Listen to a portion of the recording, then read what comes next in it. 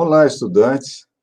Vamos dar prosseguimento à nossa conversa sobre essas mudanças no campo educacional a partir do período de redemocratização.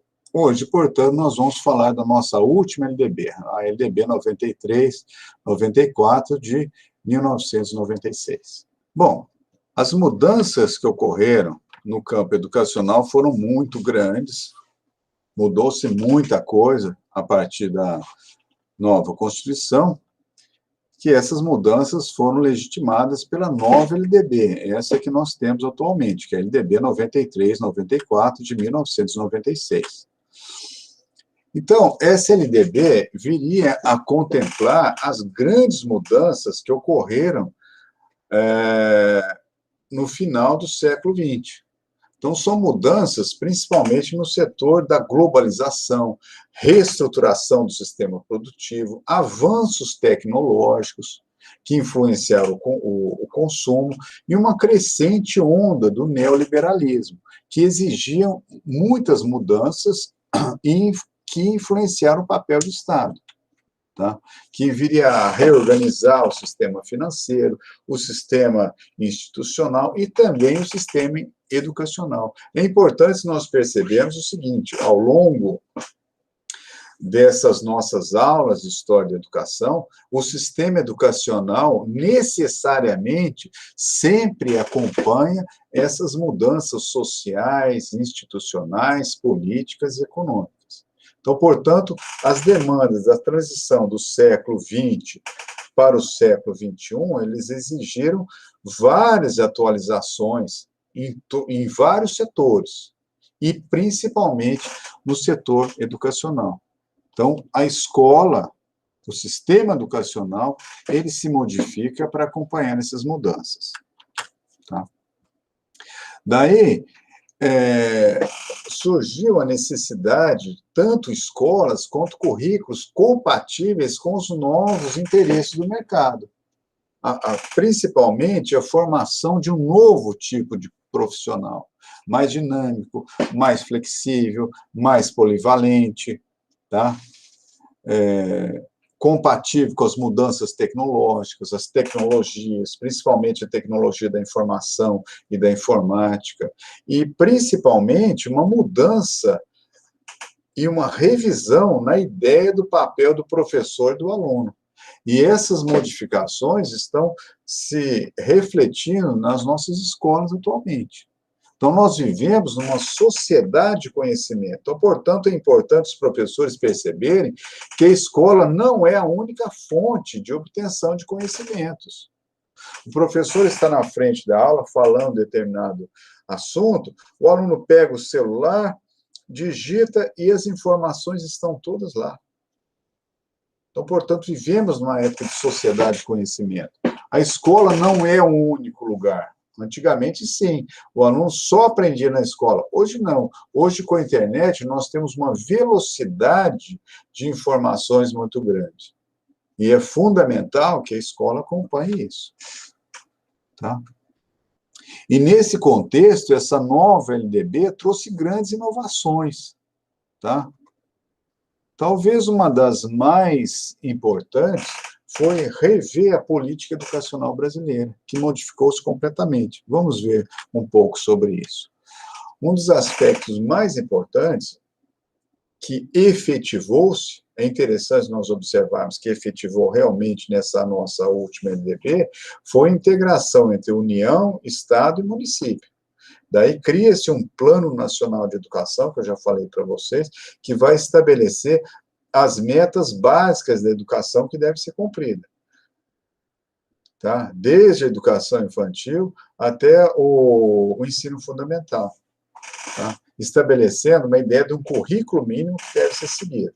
Então, os artigos 11 e 12, eles asseguram a autonomia dos professores para preparar os seus planos pedagógicos. Não é um plano de educação engessado. Os professores podem, as escolas podem adequar os seus planos pedagógicos, no entanto, dentro de um currículo mínimo, uma carga horária e um currículo mínimo. O artigo 13, por exemplo, diz o seguinte: os docentes devem se incumbir de participar da elaboração da proposta pedagógica do estabelecimento de ensino, elaborar e cumprir um plano de trabalho segundo a proposta pedagógica do estabelecimento de ensino. Então, portanto, as escolas têm essa liberdade, de acordo com o seu público, os seus alunos e a sua inserção social também, dependendo as particularidades, as regiões, tudo isso. Tá? Está previsto também no artigo 9, tá, no item 6, um sistema de avaliação, que diz o seguinte: assegurar um processo nacional de avaliação do rendimento escolar, no ensino fundamental, médio e superior. São aquelas avaliações que nós temos periodicamente, em colaboração com sistemas de ensino, objetivando a definição de prioridades e uma melhoria na qualidade de ensino. Então, esses sistemas de avaliação, apesar de polêmicos, tá, são importantes para perceber a qualidade de ensino, se estão atendendo ou não. Também foi criado 2 órgãos extremamente importantes, o Fundef e o Fundeb. Tá? O Fundef para o ensino fundamental, ele vigorou de 96 a 2006. E o Fundeb, que atuava tanto na educação infantil, como no ensino fundamental e ensino médio, que foi de 2006 a 2020. Inclusive, nós estamos num momento de transição bem complicado agora. Tá? Esses são fundos de manutenção da educação, porque o Brasil, pelo fato de ser um país muito grande, tá, existem desigualdades enormes. Nós não podemos imaginar que as condições de uma escola no interior de São Paulo são as mesmas condições de uma escola no interior da Amazônia. São condições diferentes e investimentos do Estado diferentes também. Então, nós não podemos admitir, e isso o Plano Nacional de Educação fala, através dessa nossa última LDB, que deve haver um sistema nivelador. Os estados mais ricos não podem dar uma educação de melhor qualidade que os estados mais pobres. Então, portanto, há uma distribuição de verbas da União e dos estados de uma forma mais igualitária. Tá?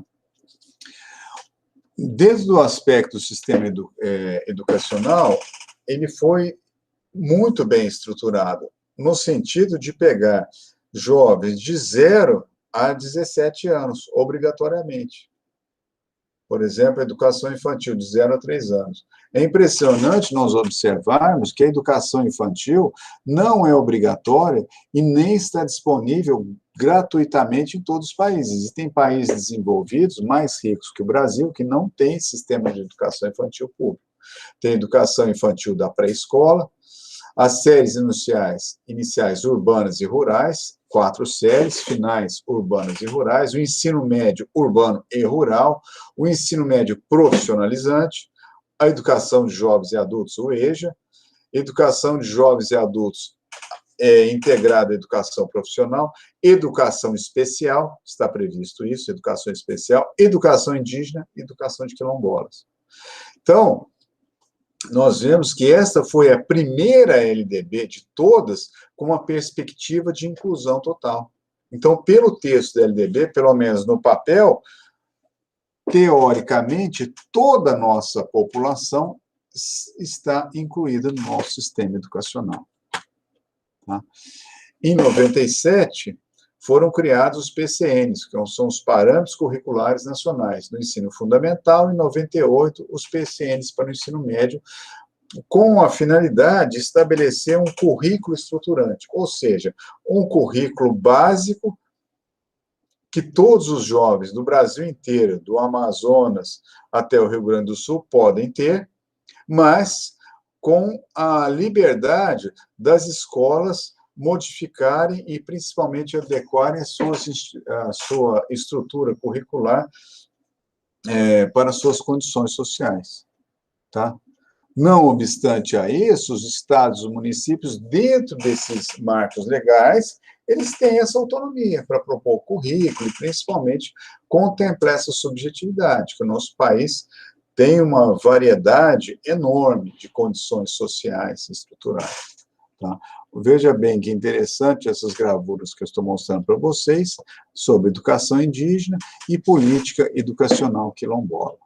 Tá? O objetivo, portanto, é pegar uma camada da população que nunca foi contemplada pelo sistema educacional. Bom, estudantes, eu espero que estas explanações tenham ficado razoavelmente claras. Eu espero ter contribuído para que vocês compreendam a amplitude e a complexidade do nosso processo educacional. Tá? Na próxima aula eu vou falar de outro tema que eu gosto muito, que é sobre a formação de professores, e na próxima semana eu vou fazer uma série de entrevistas. Eu espero que o currículo que eu montei para vocês tenha sido adequado, que vocês reflitam muito sobre a questão da educação no Brasil. E o meu objetivo não foi nem tanto tirar as dúvidas, mas, ao contrário, criar mais dúvidas para possibilitar mais reflexões ainda. Tá? Muito obrigado pela presença e pela atenção. Fiquem bem.